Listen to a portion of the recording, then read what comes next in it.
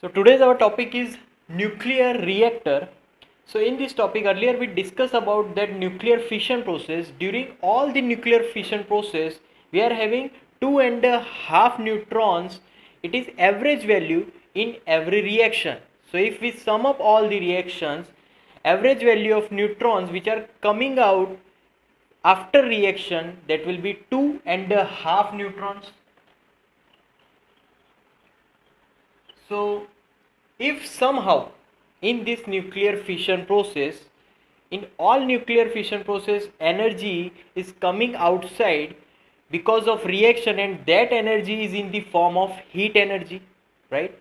So somehow if we control that heat energy, because see, these neutrons are coming during that process, so these neutrons having tremendous amount of energy. So however, if we just control this tremendous amount of energy, we can use that energy in particular some uh, by some usable things, right?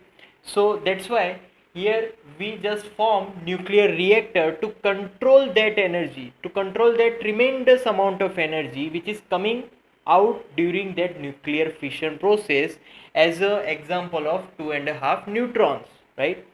So in that nuclear fission process, first we are striking neutrons on some radioactive elements. So we are giving kinetic energy to that neutrons, and after reaction we are getting heat energy as well as kinetic energy which is in the form of neutrons, right? So in nuclear reactors, now we form nuclear reactors because to use that tremendous amount of energy of neutrons, right? So see, whenever, means these are, for control that neutrons we have to control the motion of neutrons. To control the motion of neutrons we have to use moderator to control, to slow down these neutrons. So moderator we are using as D2O, which is hard water, graphite, right? So how we are going slow down these neutrons which are very fast? So to slow down is, for example, we are have one marble. Whenever marble collide with marble, there will be some slow down to first marble, right? So similar, whenever neutron is collide with proton, because they are of same masses, so whenever they are colliding with each other, neutron kinetic energy will be reduced due to that collision. So this is how we can slow down these neutrons. So we are using moderator inside this nuclear reactor, which is D2O and graphite. So it is slow down now neutrons, right? After that we have one multiplication factor.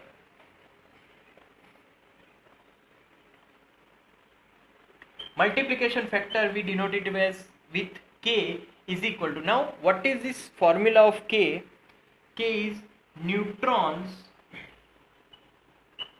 emitted during the process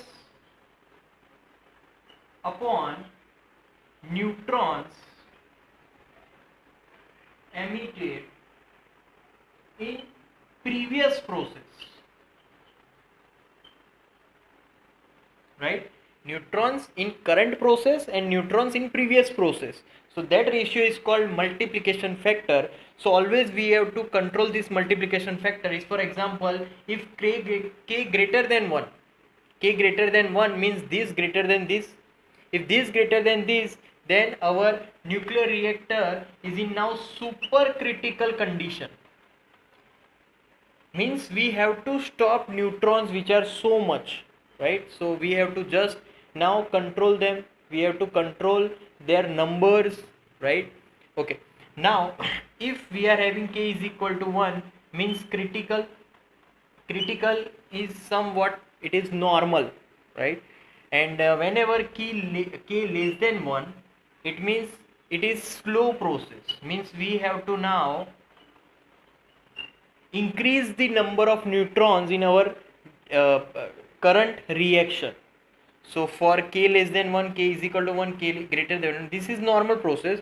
But for this k less than 1, now what we have to do? K less than 1.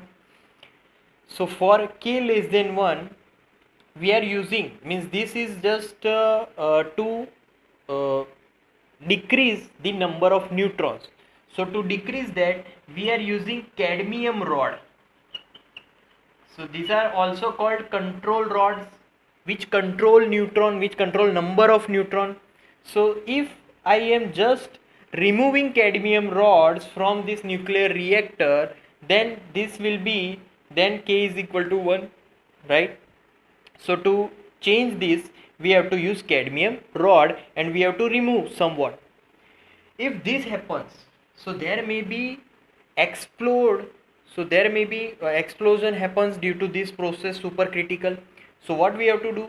We have to just